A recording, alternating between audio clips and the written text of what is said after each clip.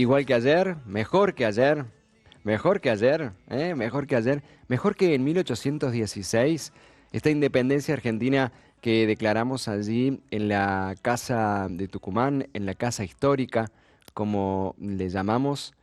Bueno, es la gran pregunta. ¿Sigue siendo un anhelo o todavía un anhelo o estamos, ya hemos concretado esta independencia? Preguntas que nos surgen, que nos aparecen y que está bueno poder conocer el contexto y poder tomar eso y poder analizarlo en el día de hoy. Por eso hemos invitado a un amigo de esta casa, a Esteban Tito Dómina, historiador con quien ya estamos en contacto.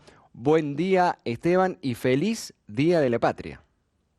Buen día Cristian y a todos los oyentes de la querida Radio María. Feliz Día de la Patria. Bueno, gracias por este tiempo en este día feriado para muchos, en el cual, bueno, nos interesa un poquito conocer en principio, Esteban, que el contexto con el cual o a través del cual se llega a esta declaración de la independencia para que vayamos tomando conciencia, porque por ahí en el colegio o en la escuela hemos estudiado a veces una cuestión de un cuentito y hay ciertos contextos que hacen a una realidad que ya después nosotros la tomamos como aprendida, pero todo esto se fue fraguando en un tiempo y en un momento con determinados factores y circunstancias que es bueno poder conocerlos para descubrir el alcance y también el llamado que tiene ese hecho allí en 1816. Sí, claro, es así porque habían pasado 6 años de la Revolución de Mayo, que fue el inicio del proceso independentista.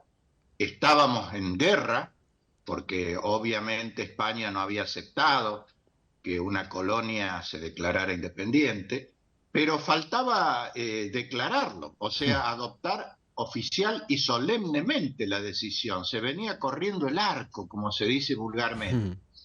¿Y por qué fue en 1816 y no daba para más? Bueno, para entenderlo, Cristian, hay que igual que la Revolución de Mayo, hay que poner en espejo la situación en Europa, particularmente en España, porque todo lo que va pasando acá, en esa primera hora patria, es reflejo de lo que está pasando en España.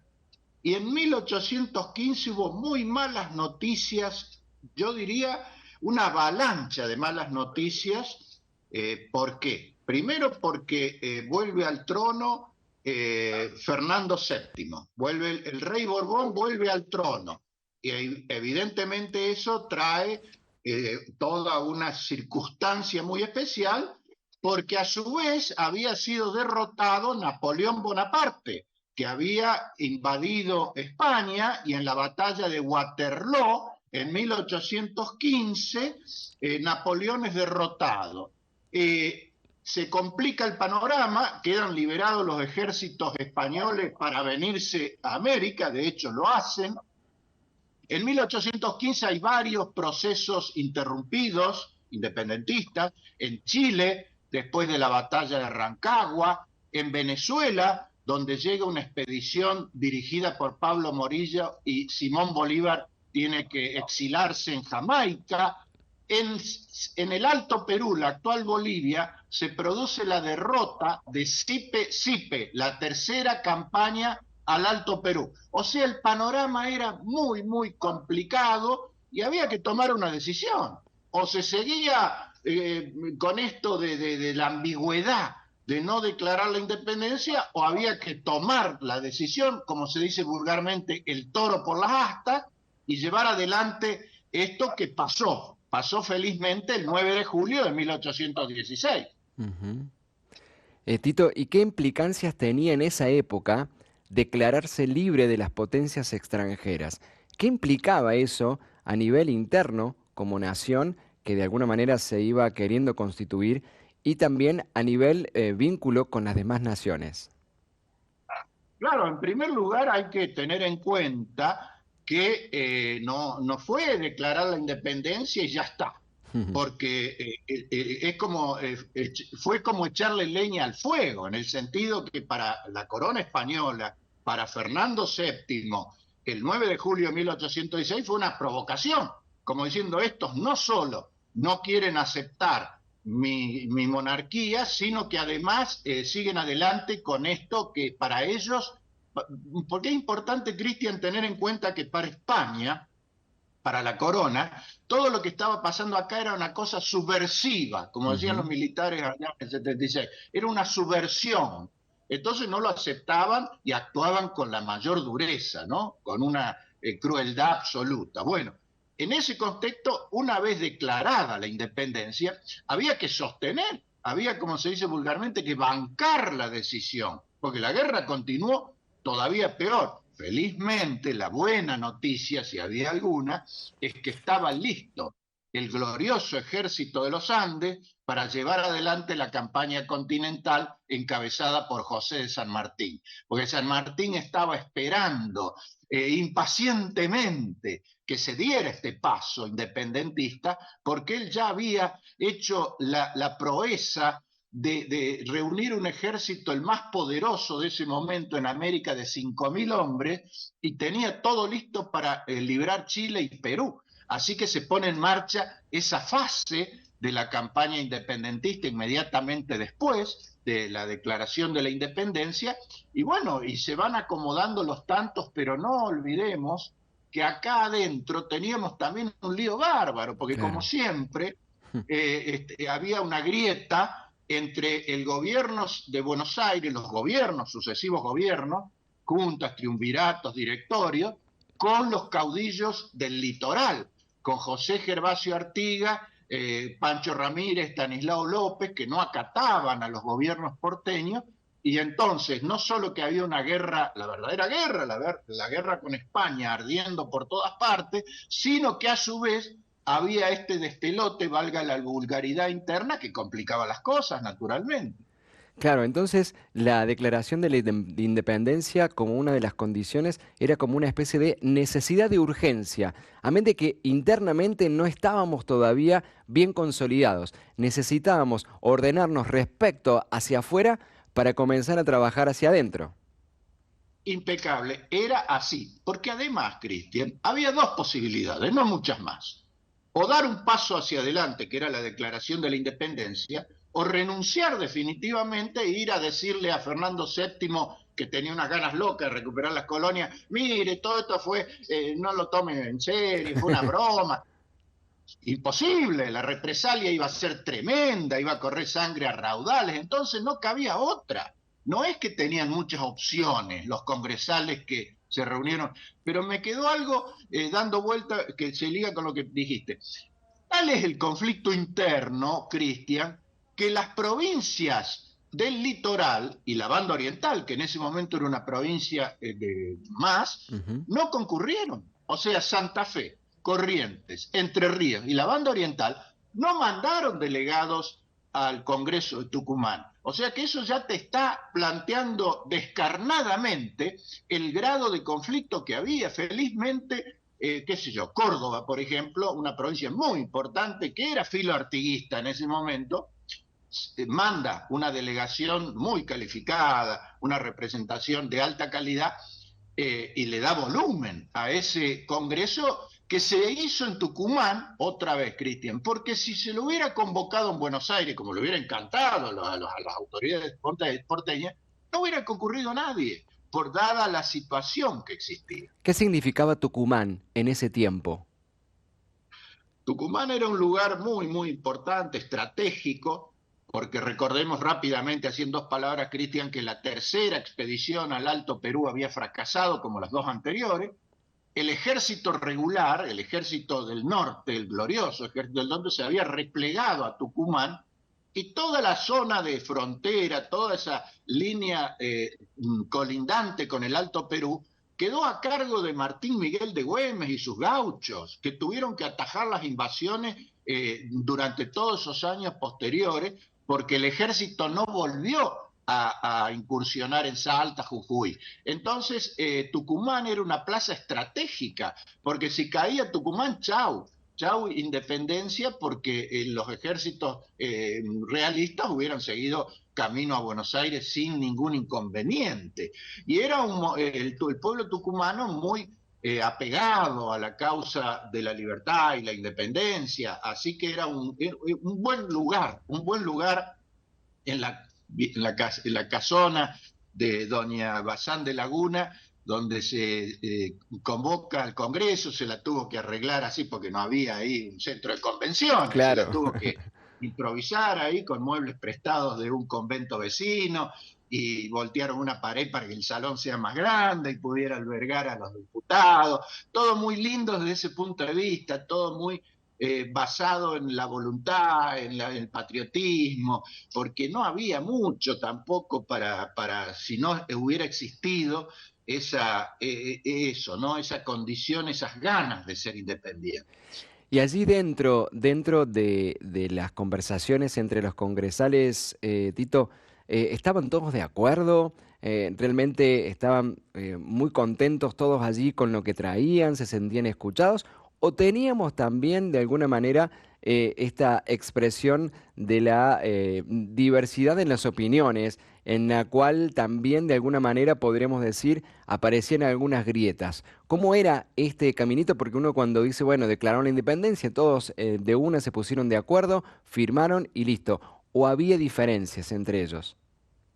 Muy picante lo que estás planteando, muy picante en el sentido de que eh, con respecto a declarar la independencia, estaban convencidos, algunos más, otros menos, que no había alternativa, como lo dijimos hace un rato. Bien. Pero sí, el Congreso tenía una agenda, Cristian, que además incluía puntos álgidos. Por ejemplo, tenía que determinar la forma de gobierno y eventualmente sancionar una constitución. O sea, Ajá. era un Congreso con una agenda muy pesada.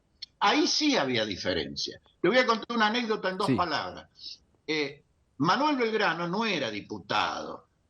Nuestro querido Manuel había estado en 1815 en Europa desempeñando una gestión diplomática por encargo del gobierno, justamente en 1815, dada la compleja situación de que, como dijimos hace un rato, había vuelto al poder y calzarse la corona Fernando VII. Entonces Belgrano había estado en Europa viendo lo que estaba pasando allá. Entonces los congresales lo llaman que se venga a Tucumán a contarles, bueno, qué es lo que había visto, cómo estaban las cosas, y a pedirle su opinión acerca del punto que en algún momento se iba a tratar de la forma de gobierno, si era monarquía o república, porque esa Claro. era la disyuntiva.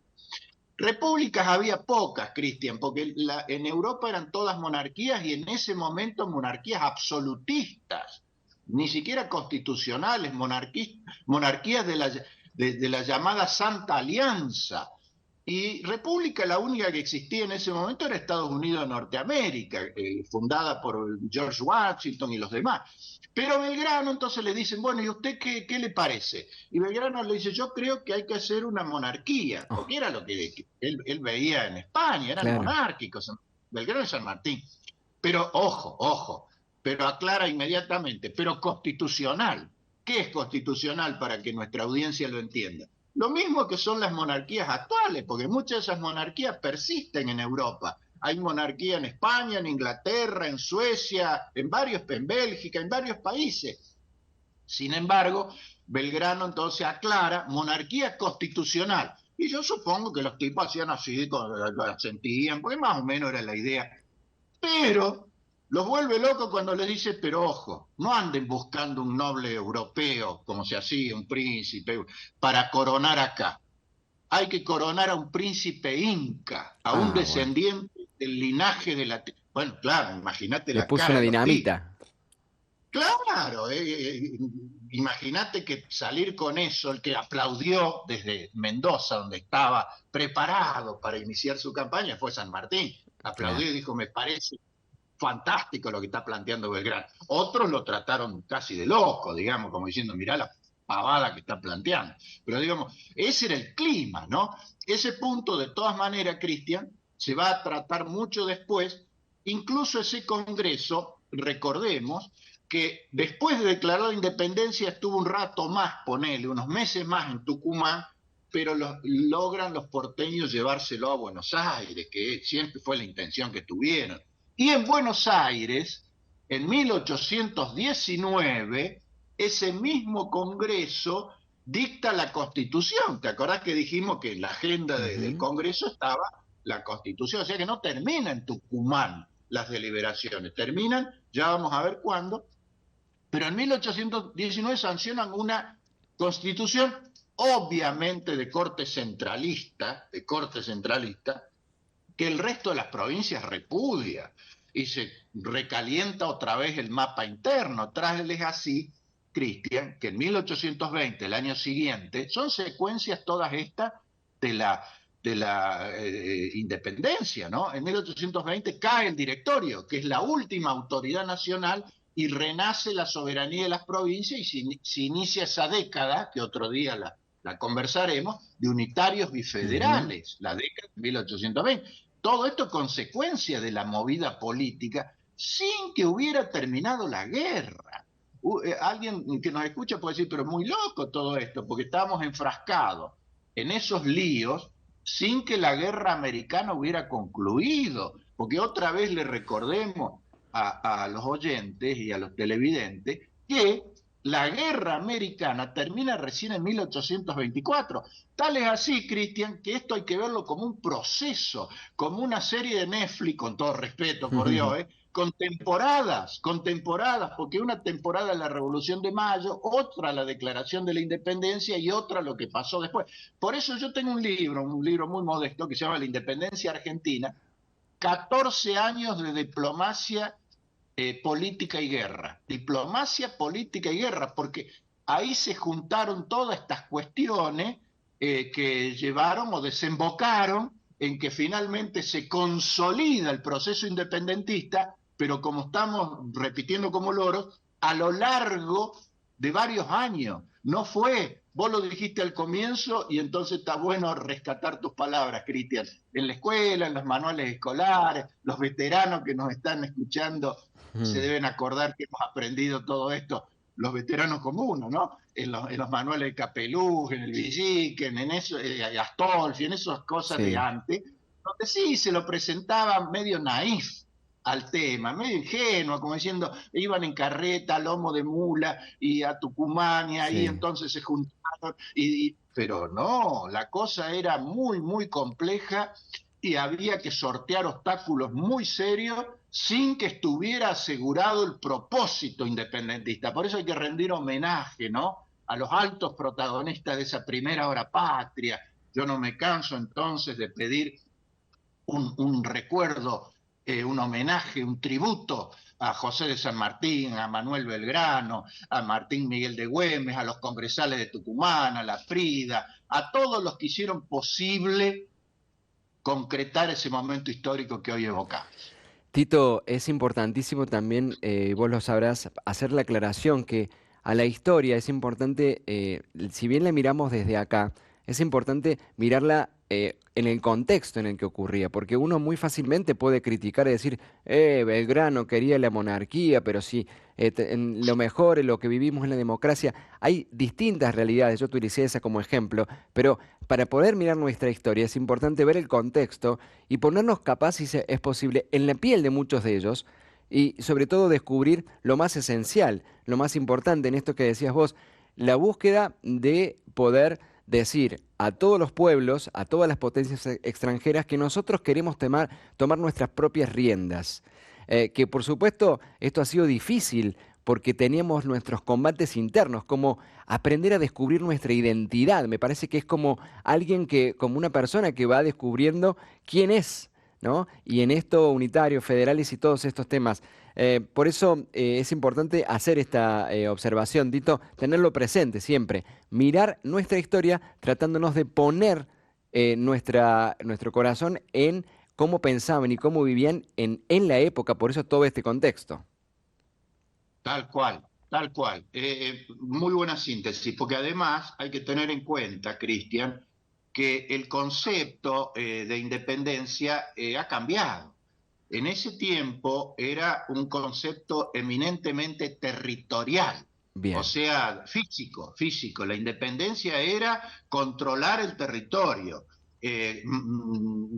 decidir quién entraba y quién salía territorialmente. ese concepto hoy en este mundo globalizado, con el avance de las herramientas digitales que se meten en todos lados sin pedir permiso, bueno, ha cambiado. Hoy la independencia de los pueblos tiene que ver con, digamos, la autosuficiencia, la capacidad de proveer las necesidades y la agenda elemental de la gente con sus propios medios. Ujú. Pero eso no es lo mismo, digamos, es un desafío mucho más grande todavía, porque ya ahí hay que incorporar conceptos como la independencia económica, o sea, no depender económicamente de otros países, de otras corporaciones, de otros estamentos, sino ser capaces de manejar nuestras propias decisiones sin ser impuestas de afuera. Además, Cristian, por cierto, del control territorial, ni hablar que sigue siendo el control de quién entra y quién sale, sobre todo en esta época donde tenemos ese tremendo flagelo maldito del narcotráfico. Pero digo, se han ido agregando cuestiones, no la quiero complejizar Ujú. ni complicarles el día a los amigos que quieren disfrutar y comer un buen locro hoy, pero digo, hoy la agenda de la cuestión de la independencia es mucho más amplia y más compleja. Claro, por eso la pregunta inicial que nosotros hacemos si hoy la independencia es un anhelo o es una realidad, o podríamos agregar, es una realidad que construimos cada día. ¿De qué manera la podemos ir llevando adelante? Por eso, ¿qué desafíos vos pensás hoy por hoy, desde tu mirada como historiador, hoy por hoy, qué desafíos nos restan vivir para que esta nación sea verdaderamente independiente en el sentido más completo e íntegro de esta palabra? Tal cual, porque además está muy bien como lo estás planteando, porque la independencia es un concepto dinámico, que va cambiando con el transcurso del tiempo y nunca se lo alcanza, ¿eh? Es como que siempre hay que seguir apostando a consolidarla, a mantenerla, pero no es algo que uno dice, bueno, ya está, me siento acá a tomar mate, no, para nada. Y hoy, como bien decís vos, la agenda tiene que ver con cuestiones la buena noticia en cierto sentido es que somos una nación joven. Imagínate que si tomamos 1810 son 224 años. Comparado con otros países Ujú. europeos, por ejemplo, nada. Entonces estamos todavía aprendiendo. Claro que la agenda es consolidar el sistema democrático, el Estado de Derecho, las garantías constitucionales. Eso tiene que ser pétreo. Ahí no se puede resignar nada, y tiene mucho que ver con la independencia, porque siempre se resigna independencia en tiempos de dictadura, de modo que la democracia es algo que no puede estar en discusión. Pero con la democracia tampoco, digamos, se solucionan automáticamente cuestiones elementales como la igualdad, la inclusión social, el progreso de las personas. Es increíble que un país que lo tiene todo como el nuestro, bendecido por la mano de Dios, tengamos más del 50% de pobreza, inaceptable. Los de afuera no entienden cómo esta Argentina, que lo tiene todo, porque sinceramente nos envidian porque no nos falta nada, y no seamos capaces de resolver un piso elemental, que es la satisfacción de las necesidades básicas de nuestro pueblo. Creo que ese es el gran desafío de hoy. Tito, sabemos que el tiempo es corto, te agradecemos por este espacio, haber compartido y siempre, por supuesto, quedan más páginas de este libro de la historia para seguir conversando. Agradecerte también la mirada de esperanza porque rescataste esto de los valores de quienes en ese tiempo y durante muchos años han mirado hacia adelante y nos han enseñado con su vida. Eso nos da esperanza para decir nosotros también hacemos patria de esta manera. Seguro, seguro. Para mí ha sido un gran gusto. Le mando un gran saludo y otra vez feliz Día de la Patria a los queridos amigos de Radio María. Y como vos sabés, Cristian, soy planta permanente. Ad honorem, siempre lo aclaro, pero planta permanente. Feliz Gracias, día. un abrazo grande, feliz día. www.estebandomina.com.ar, allí ustedes pueden encontrar los libros, sus reflexiones. www.estebandomina.com.ar, allí están también los libros, algunas explicaciones, algunos artículos para quienes quieran consultar y meterse un poquito más en este fascinante mundo de la historia, que no es algo muerto, es algo real y hoy lo pudimos descubrir un poquito más junto a Esteban Dómina, historiador. Nosotros compartimos un momento de música, ya estamos porque hay muchos mensajes, testimonios de ustedes, los vivas la patria, cómo están pasando el día. Algunos que recién, me parece, se están levantando con sus matecitos en el día feriado. Bienvenidos. Esto se llama Solo por hoy y sigue así.